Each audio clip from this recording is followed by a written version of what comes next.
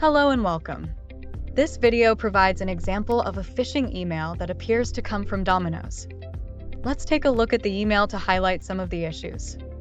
The first indication that this email isn't genuine is the sender's information.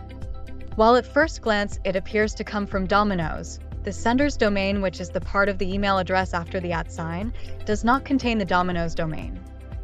These issues are red flags that should warn you this might be a scam.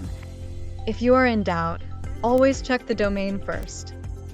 You should also be cautious of unsolicited email offers that are sent to your work or school email address.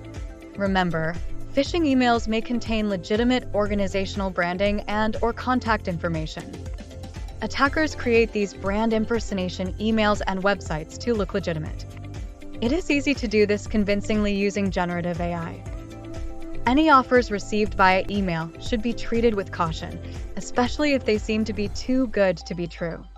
Don't fall for these tactics, even if something looks enticing. There are additional red flags that indicate that this email is not genuine.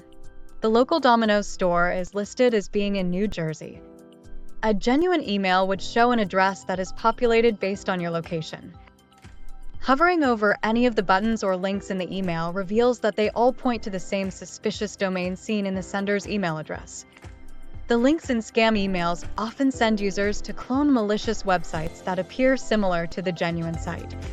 Sometimes the differences can be difficult to spot, especially from mobile devices. You should always beware of any emails that send you to a login screen or request a download.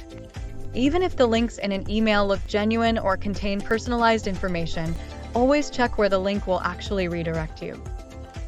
If you click on a link or download a file from a phishing email, contact BearHelp to see if there is any action you should take.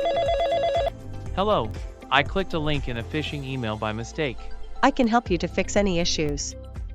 If you have not interacted with an email but believe it to be a phishing attempt, report it to the ITS Information Security Office using the Phish Alarm reporting tool.